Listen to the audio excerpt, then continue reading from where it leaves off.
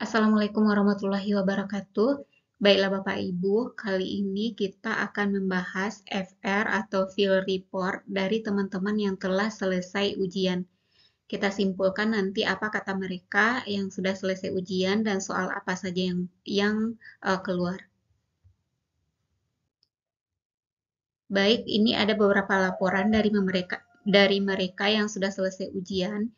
Yang pertama, soal untuk P2 dan P3 itu adalah SJT atau Situational Judgment Test. Jadi tidak ada soal kompetensi teknisnya itu yang berupa pedagogi atau materi sesuai dengan bidang masing-masing itu tidak ada. Khusus untuk P2 dan P3. Jadi Bapak Ibu jangan ragu lagi, cukup bahas soal SJT untuk kompetensi teknis, lalu kuasai juga soal-soal manajerial, sosiokultural, dan wawancara.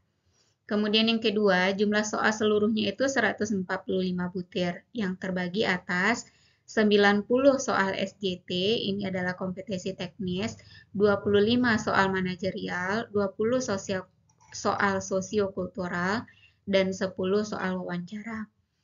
Kemudian semua soalnya itu dalam bentuk objektif, jadi tidak ada yang isian. Kemudian yang ketiga, soal SJT katanya berkaitan dengan cara mengatasi siswa yang mengalami kesulitan dalam memahami materi, siswa yang mendapat nilai rendah, siswa dari kelompok ekonomi rendah dan pengaruhnya terhadap hasil belajar, pembulian, prestasi akademik, non-akademik, dan perbedaan. Jadi intinya adalah soal-soal yang berkaitan dengan kehidupan sehari-hari seorang guru. Ini sesuai juga dengan soal-soal SDT yang pernah kita bahas di part-part sebelumnya. Pokoknya Bapak Ibu kuasai saja soal-soal SDT yang beredar, kemudian banyak berlatih. Nah, nanti pasti akan memudahkan Bapak Ibu pada saat tes. Kemudian yang keempat, soal manajerial dan sosiokultural. Pilihan jawabannya itu tidak dalam bentuk setuju, tidak setuju, sangat setuju, atau kurang setuju. Melainkan jawabannya itu berupa sama seperti pilihan jawaban pada SJT, yaitu berupa kalimat. Kemudian yang kelima, soal wawancara itu berkaitan dengan keadaan di sekolah dan masyarakat. Nah, ini laporan dari mereka yang sudah ujian yang perlu Bapak Ibu pahami. Contoh kasus yang keluar yang dilaporkan oleh teman-teman kita yang sudah selesai ujian.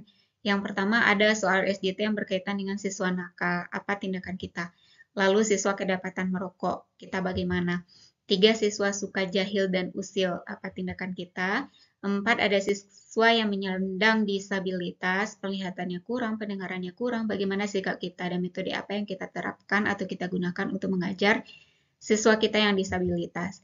Kelima, ada soal, mungkin ini tepatnya ke manajerial atau sosiokultural. Anda sedang rapat, lalu ada rekan Anda izin mau ibadah, padahal rapat belum selesai dan posisi Anda sekarang itu adalah pimpinan rapat. Bagaimana tindakan Anda? Yang keenam, ada rekan kerja yang merokok dalam ruangan kantor, maka sikap Anda adalah. Nah, jadi Bapak Ibu untuk FR 1, 2, 3, dan 4 ini sudah banyak kita bahas di video-video sebelumnya mulai dari part 1 sampai dengan part 65. Jadi pokoknya Bapak Ibu pilih-pilih saja mana soal-soal yang kira-kira sesuai dengan FR yang beredar ini. Kemudian kita bahas 10 soal pada kesempatan ini yaitu sesuai dengan FR yang ada. Yang pertama, di kelas Anda ada siswa berkebutuhan khusus, yaitu tunarungu. Apa strategi yang Anda terapkan yang mendukung siswa berkebutuhan khusus tersebut? A. Mengabaikan siswa berkebutuhan khusus tersebut karena itu sudah kodratnya. B. Mengandalkan komunikasi lisan dan melatih mereka berbicara. C. Menggunakan teknologi yang mendukung seperti alat bantu dengar atau dengan bahasa isyarat.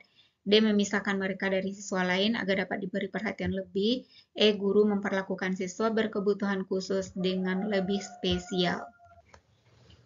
Nah, ini jawabannya adalah yang C. Kita gunakan teknologi yang mendukung seperti kita sediakan alat bantu dengar atau kita mempelajari bahasa isyarat sehingga siswa kita yang tunarungu atau yang kurang pendengarannya ini masih tetap bisa belajar dengan optimal.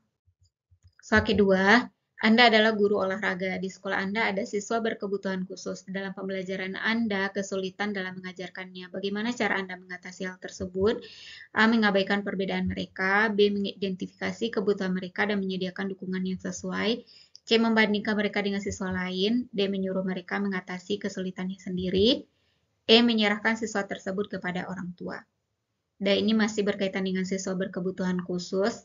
Cara kita yang paling tepat itu adalah kita identifikasi kebutuhan mereka, lalu sediakan dukungan yang sesuai. Misalnya kalau tunarungu pendengarannya yang kurang, maka kita sediakan alat bantu dengar, kemudian kita juga berusaha menggunakan bahasa isyarat. Kemudian bagi siswa kita yang tunanetra, yang penglihatannya kurang, atau yang lainnya, itu kita analisis kebutuhan mereka seperti apa. Soal ketiga, apa gunanya Anda memahami dan mengetahui kebutuhan siswa yang berkebutuhan khusus? A. Lebih menyayangi dan mengasihani siswa yang berkebutuhan khusus. B. Mampu memahami dan bahkan memberi layanan yang sesuai. C. Mudah memberikan semua keperluan mereka. D. Mudah memberikan hukuman kepada mereka. E. Untuk memberikan usulan kepada siswa agar melakukan terapi ke dokter. Nah, tujuan agar kita mengetahui kebutuhan siswa yang berkebutuhan khusus itu adalah agar kita lebih mampu memahami, bahkan memberi layanan yang sesuai. Soal keempat, sekolah yang menerima anak berkebutuhan khusus atau ABK akan dipandang mempunyai keuntungan. Keuntungannya antara lain, A. Meningkatkan efektivitas pendidikan. B. Membantu mewujudkan masyarakat yang dapat menerima anak ABK. C. Dapat mengurangi berbagai kesenjangan di dunia pendidikan. D. Dapat mewujudkan demokrasi pendidikan. E. Tidak efektif sama sekali. Jadi kalau ada sekolah inklusif yang menerima anak kebutuhan khusus, itu akan dipandang menguntungkan karena membantu mewujudkan masyarakat yang dapat menerima anak berkebutuhan khusus.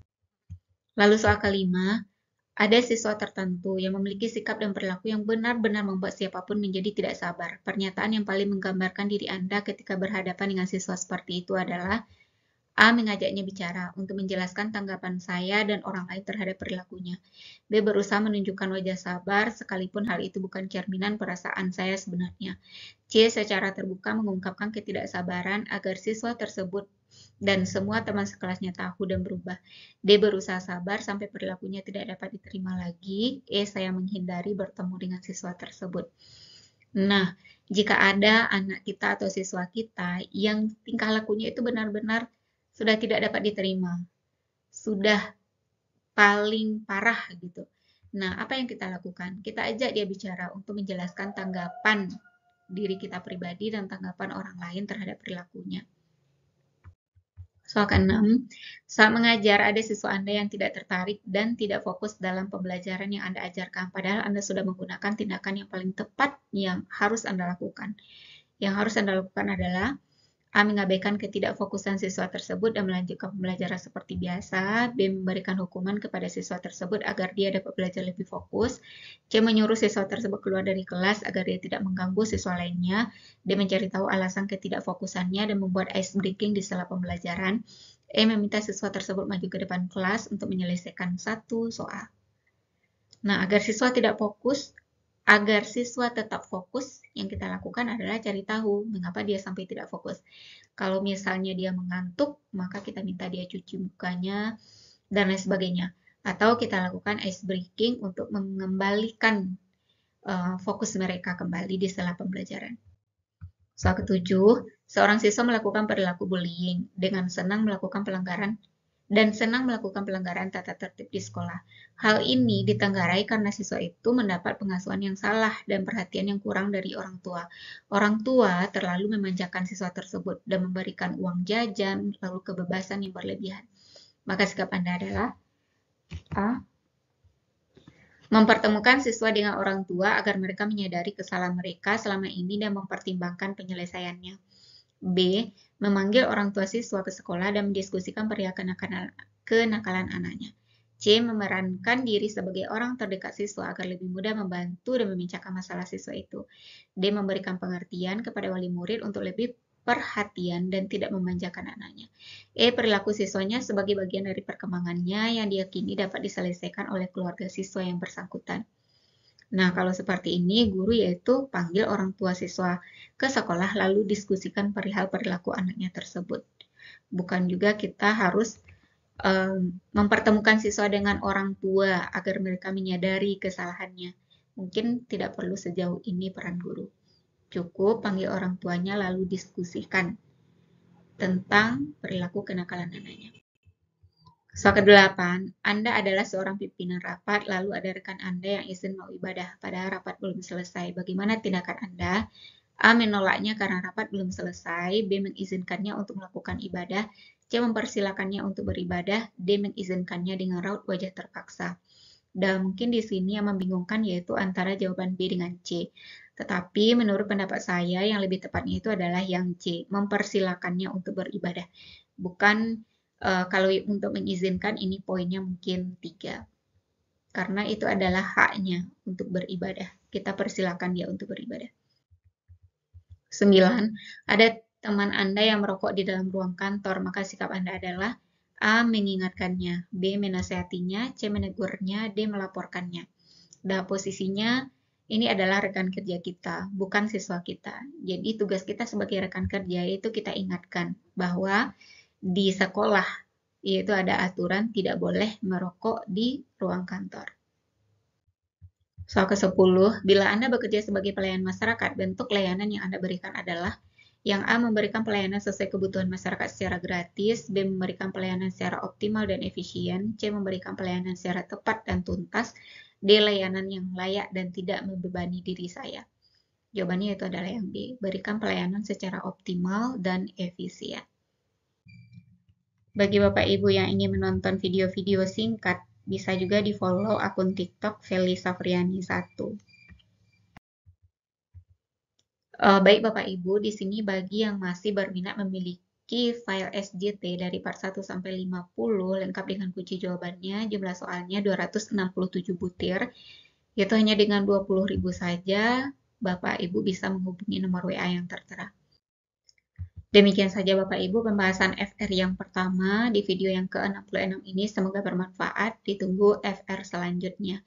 Silakan Bapak Ibu mempelajari soal-soal yang ada dimanapun itu untuk memudahkan Bapak Ibu untuk menjawab soal tes nantinya. Demikian saja. Assalamualaikum warahmatullahi wabarakatuh.